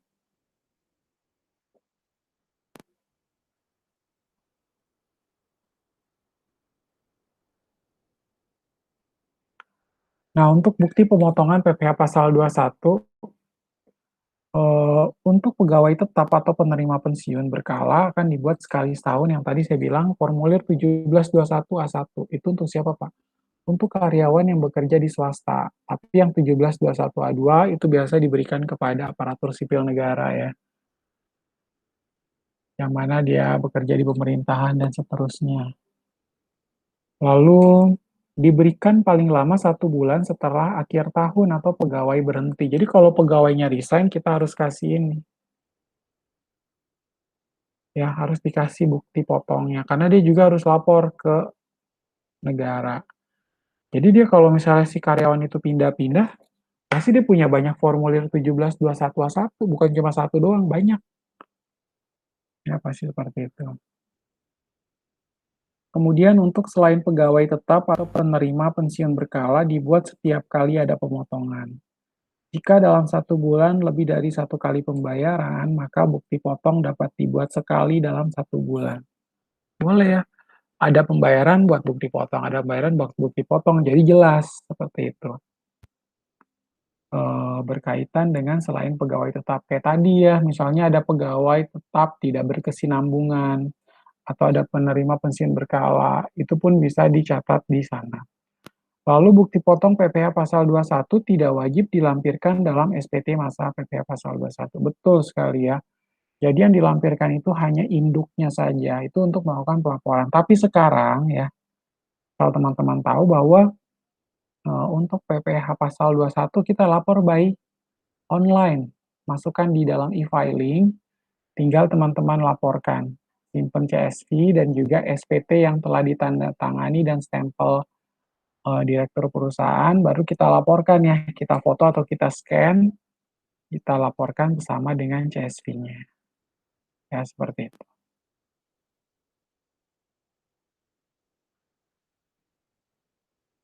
Nah, kemudian kita lanjutkan dengan kewajiban penerima penghasilan ya. Kewajiban penerima penghasilan wajib mendaftarkan diri ke kantor pelayanan pajak, yaitu kewajiban sebagai penerima penghasilan.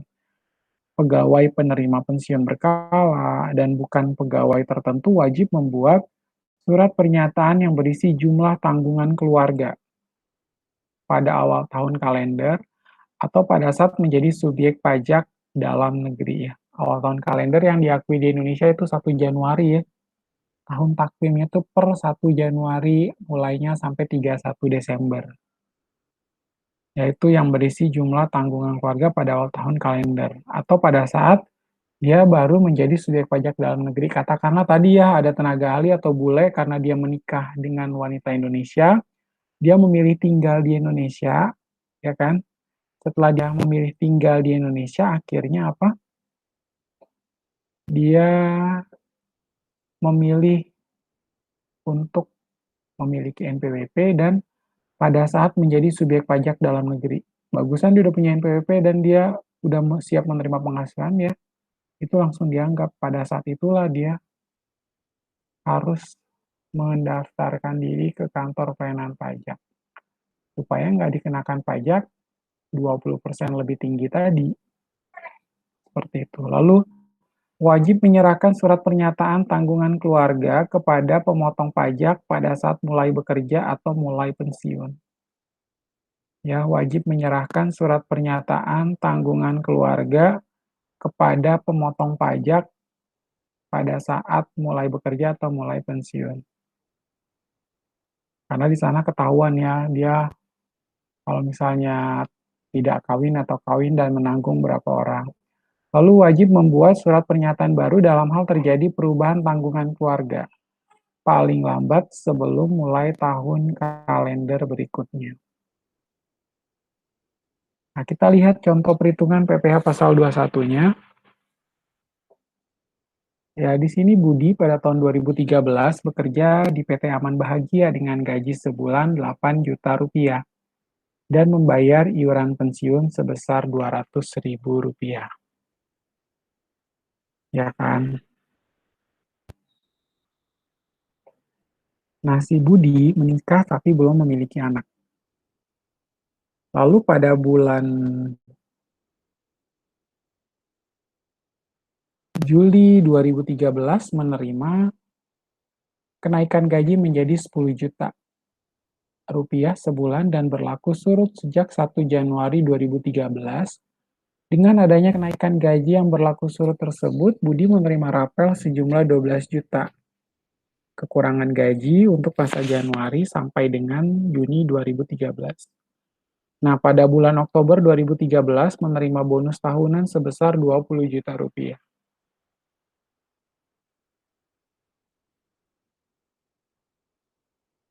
Ya, bila teman-teman lihat di sana, pahami terlebih dahulu soalnya.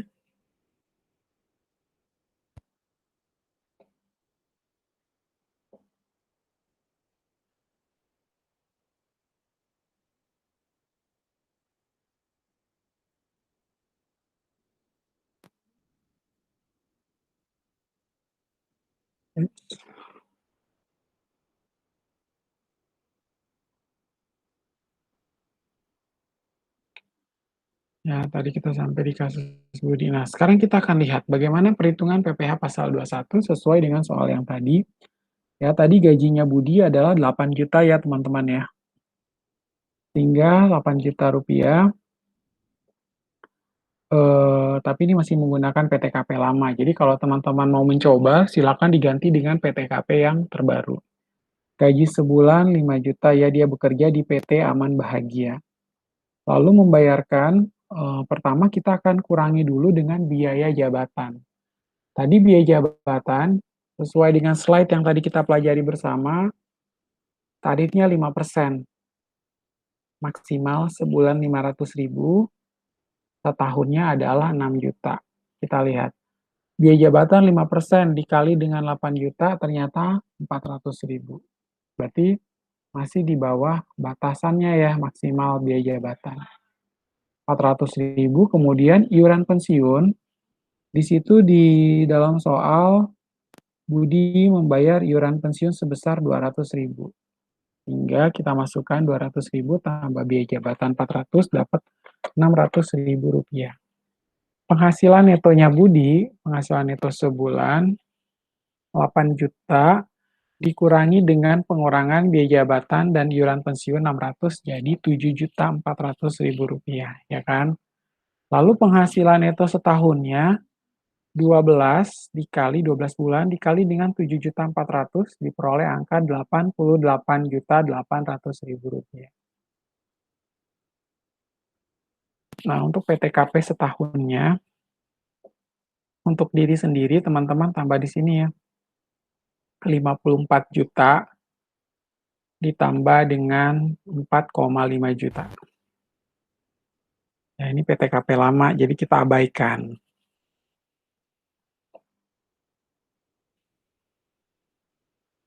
Ya, sehingga 88 juta, jadi dia 88.800.000 rupiah dikurangi dengan 58.500. Itu adalah 30.300.000 rupiah. Langsung kita kalikan dengan tarif PPh pasal 21 tingkatan yang pertama 5% sampai dengan penghasilan sampai dengan 50 juta. 30.300.000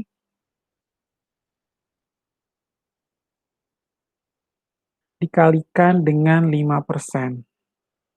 Diperoleh angkanya adalah 1.515.000. Lalu untuk mendapatkan PPh pasal 21 sebulan tinggal kita bagi 1.515.000 dibagi 12. 126.250 ya. Jadi cara menghitungnya demikian. Kita jadi ada perubahan aja di sini nih. Untuk diri sendiri kan kita 54 juta, kemudian tambahan wajib pajak kawinnya 4,5 juta. Di sini harus totalnya 58.500. Ya, seperti itu. Nah, apakah teman-teman sudah cukup paham ya? Semoga paham ya dengan penjelasan dari ilustrasi kasus berikut. Kita lanjut. Nah, kalau tadi perhitungan PPh pasal 21 ya atas penghasilan pegawai tetap Budi ya, gaji bulanan. Nah, perhitungan yang kedua kita akan menghitung PPh pasal 21 atas pembayaran uang rapel. Ya kan? Tadi di dalam soal bahwa Budi kan gaji sebulannya 8 juta. Tapi pada bulan Juli 2013 dia menerima kenaikan gaji menjadi 10 juta sebulan. Dan berlaku surut sejak 1 Januari 2013. Ya, berarti kita ngaku ya pengakuan pembayaran uang rapelnya menjadi 10 juta rupiah. Sehingga kita masukkan gaji sebulan 10 juta rupiah, pengurangan biaya jabatannya, teman-teman silakan lihat, 5% dikali dengan 10 juta. Itu angkanya adalah 500.000 pas ya, karena maksimal biaya jabatan adalah, benar nggak Pak? Nah, 500.000 rupiah.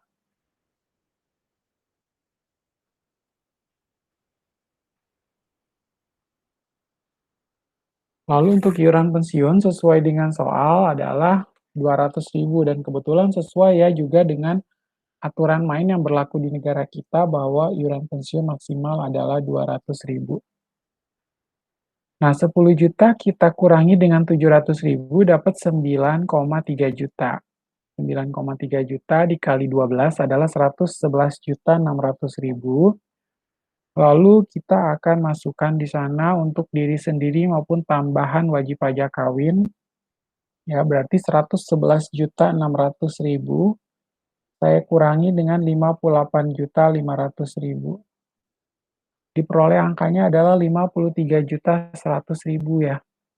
Berarti caranya kita akan menghitung 50 juta dikali 5% adalah 2.500.000 dan 100 ribunya kita kalikan dengan 15%.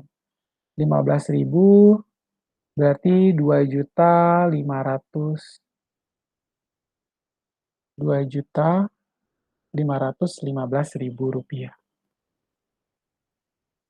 2.515.000 ini saya bagi 12, dapat angkanya adalah 209.583. Ya, 209.583. Lalu kita kalikan 6. 1.253.000. 1.257.500. Lalu nanti kita hitung juga yang ada di PP 21 yang tadi ya, Januari sampai dengan Juni, 6 dikali dengan yang tadi nih, 364.250. Tadi kan saya dapat angkanya 126.000 sekian ya. Nah, itu ntar dikalikan dengan 6. Lalu dari itu 1.257.500 kita kurangi dengan hasilnya, Nah, itu adalah PPh pasal 21 untuk uang yang dirapel. Ya, karena si Budi itu dapat gaji baru diumumkan pas itu bulan Juli, tapi berlaku surut mulai Januari. Ya, cukup paham ya dengan penjelasan tersebut. Kalau yang tadi kita membahas tentang penghasilan pegawai tetap, yang ini adalah pembayaran uang rapel. Nah, selanjutnya perhitungan PPh 21 atas pembayaran bonus. Ya, emang ada apa tadi di soal berkaitan dengan bonus ya? Eh, di sini disampaikan pada bulan Oktober 2013 memang Budi menerima bonus tahunan sebesar 20 juta rupiah. Ya, berarti kita nanti masukkan di sini. Nah, kita lihat kembali perhitungannya. Gaji setahun, karena tadi Budi dapat naik gaji ya. Jadi 10 juta dikali 12 dapat 120 juta. 10 juta dikali dengan 12 adalah 120 juta, lalu 120 juta ditambah dengan bonusnya 20 juta ya. Bonus nggak dikali 12 sekalian, Pak? Enggak ya, karena bonus diberikan hanya satu kali tuh. Tadi bulan Oktober 2013 menerima bonus tahunan. Jadi 120 juta tambah 20 juta adalah 140 juta. Kemudian pengurangannya, biaya jabatan 5% dikali 140 juta. Diperoleh angka 7 juta. Tadi saya di penjelasan undang-undang bahwa biaya jabatan dalam setahun maksimal 6 juta. Makanya bukan 7 juta yang dimasukkan dalam biaya jabatan, melainkan 6 juta ini. Nih 6 juta yang ini. Itu biaya jabatan dalam setahun maksimal 6 juta. Lalu untuk iuran pensiun, 12 dikali 200 ribu, 2,4 juta juga sesuai ya, bahwa pensiun itu maksimal 2,4 juta setahun. Lalu kita kurangi, 140 juta dikurangi dengan 8 juta 400, 131 juta 600. Ya, lalu kita hitung 131 juta 600 kita kurangi dengan PTKP terbaru, yaitu dikurangi dengan 58 juta 500 ribu, 73 juta 100 ribu. Ya, 73 juta 100 ribu rupiah. Nah, dari sana, bila teman-teman lihat,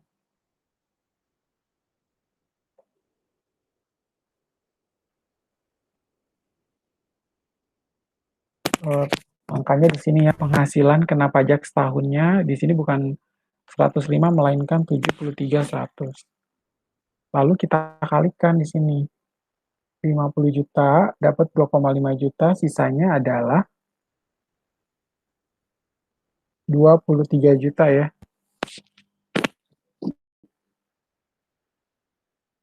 23 juta 100 ribu, 23 juta 100 ribu, kita kalikan dengan 15%, dapat 3 juta 465 ribu ditambah dengan 2 juta 500 ribu.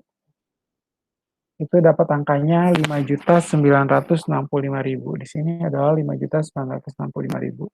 Lalu 5 juta 965 ribu dikurangi dengan hasil yang dari perhitungan B. Itu dapat PPh pasal 21 atas bonus. Ya, itu penjelasannya. Hingga kita bisa lihat, oh ternyata perhitungan gaji seperti ini. Perhitungan adanya uang rapel seperti ini, lalu ada perhitungan pada saat mendapatkan bonus. Ya kan? Nah, kita lanjutkan kembali dengan contoh perhitungan berikut.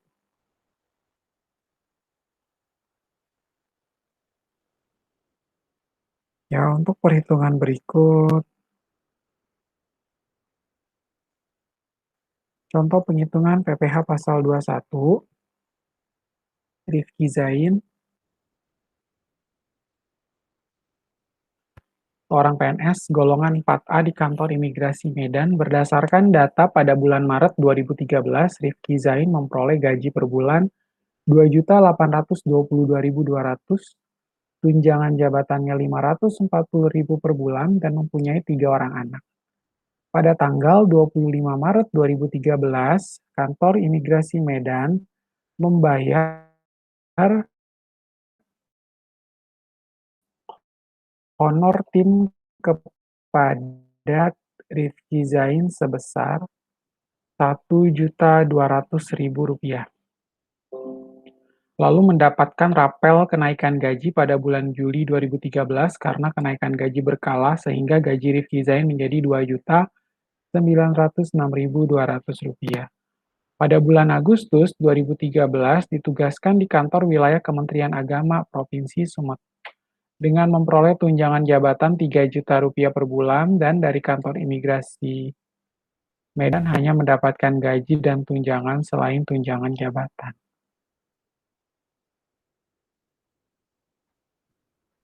Nah, kita lihat perhitungannya.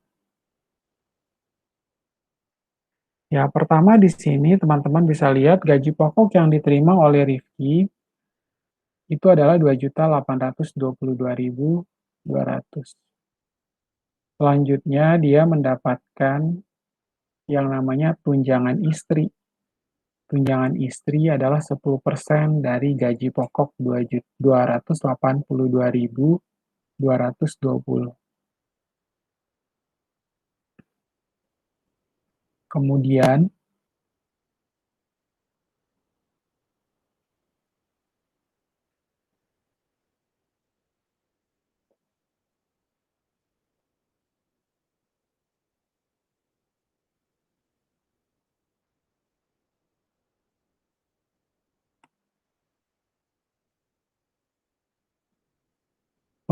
untuk tunjangan anaknya adalah Rp112.888, ya.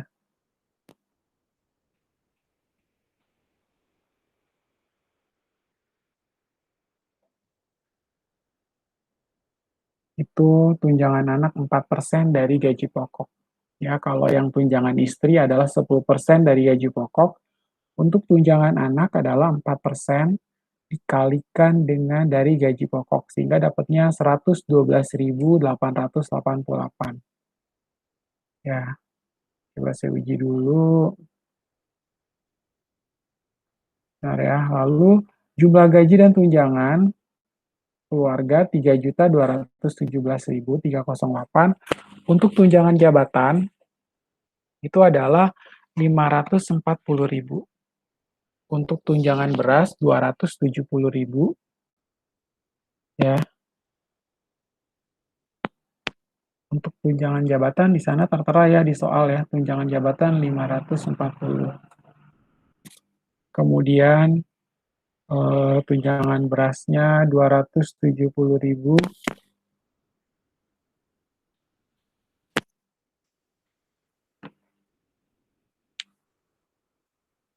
Kemudian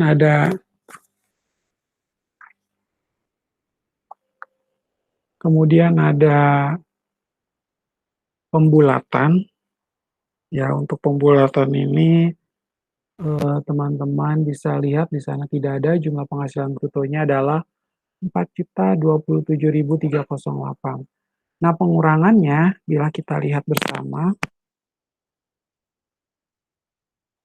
untuk pengurangan biaya jabatan 5% dikali dengan 4.027.308. Lalu 5% dikali 4.027.308 sama dengan 201.365. Lalu untuk iuran pensiun 4,75% dikali 3.217.308 dapat 152.822, sehingga hasilnya adalah 354.188.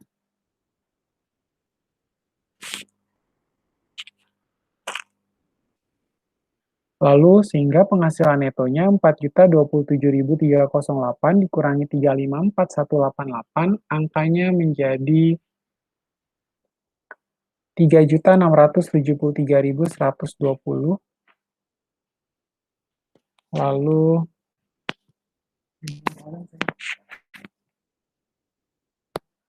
3.673.120. Lalu kita kalikan 12 untuk mendapatkan penghasilan neto disetahunkan. Nah, untuk wajib pajak di sini juga sesuai dengan apa? PTKP terbaru ya, teman-teman. Ubah di sini 54 juta ditambah dengan status pajak wajib pajak kawin 4,5 ya, 4,5 juta. Lalu tanggungan 3 orang anak ini silakan kita kalikan. 4,5 juta dikali dengan 3 diperoleh angkanya adalah 13.500.000 rupiah. Baru kalau kita lihat seperti itu, sorry, 13.500.000, ya kan? Malah jadi bisa-bisa minus. Ini saya tambah 4.500.000 ditambah dengan 54 juta. Ya, ini udah pasti minus ya. Ini kalau menghitung kayak gini dia nggak kena PTKP-nya karena tidak sesuai dengan gaji pokoknya. Ya, gaji pokoknya harus digedein lagi karena nih soal ini malah jadi tidak sesuai. Karena apa? PTKP-nya justru jauh lebih besar. Ya. PTKP-nya itu justru jauh lebih besar dari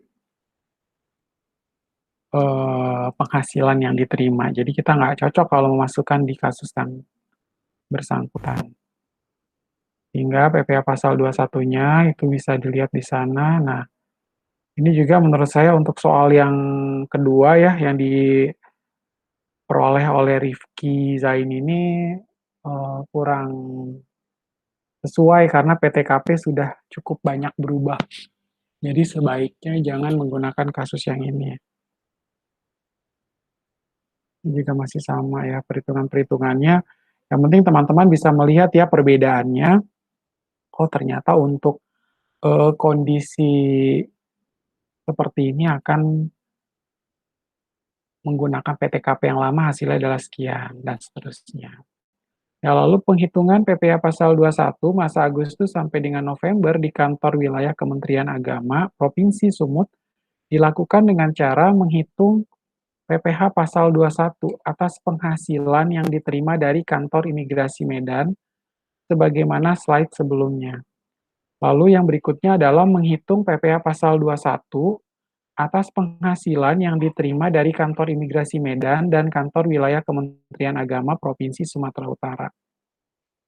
Lalu PPh pasal 21 yang terutang atas tunjangan jabatan yang dibayarkan oleh kantor wilayah Kementerian Agama Provinsi Sumut adalah PPh pasal 21 pada huruf B dikurangi dengan PPh pasal 21 huruf A. Ya, seperti itu.